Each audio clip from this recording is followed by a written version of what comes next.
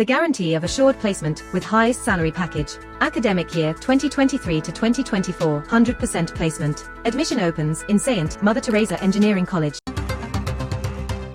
அண்மை செய்தியை பார்க்கிறோம். விக்கிரவாண்டி இடைத்தேர்தலில் இம்முறை அதிமுக போட்டியிடாது என்று நேற்று அறிவித்திருந்தது.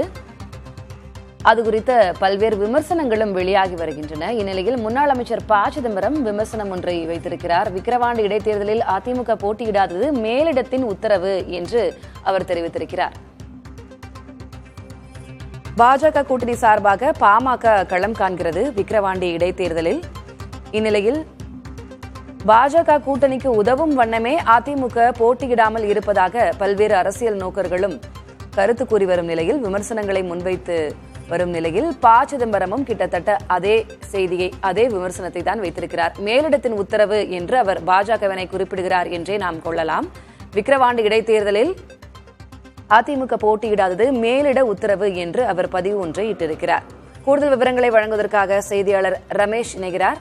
ரமேஷ், என்ன சொல்லியிருக்கிறாரு? தன்னுடைய ட்விட்டர் பதிவில் என்ன சொல்லியிருக்கிறாரு ப. சிதம்பரம்? மேலிட உத்தரவுன்னு பாஜக குறிப்பிடுறாரா? நிச்சயமாக ப. சிதம்பரத்துடைய ட்விட்டர் பதிவு மூலமாக என்ன தெரிகிறது என்று சொன்னால், பாட்டாளி மக்கள் கட்சி வெற்றி பெறுவதற்கு ஏதுவாக தான் அதிமுக போட்டியிடவில்லை.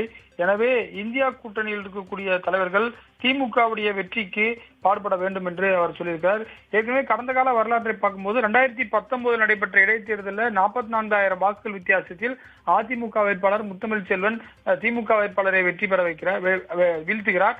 அந்த அளவிற்கு அதிமுக அங்கு பலமாக இருந்த பகுதியில் தற்போது ஏன் விட்டிருக்கிறார்கள் என்ற ஒரு கேள்வி தற்போது எழுந்திருப்பதாக தான் அவருடைய கருத்து மூலமாக நமக்கு தெரிய வருகிறது. அதாவது to facilitate the electoral chances of the NDA candidate அப்படின்னு சொல்றாரு. அதாவது தேசிய ஜனநாயக கூட்டணியுடைய வேட்பாளராக இருக்கக்கூடிய பாமக வேட்பாளரை வெற்றி பெறுவதற்காக தான் இது போன்ற ஒரு சீக்கிரட்டான ஒரு விஷயம் பேசப்பட்டிருப்பதாக அவர் சொல்லியிருக்கிறார்.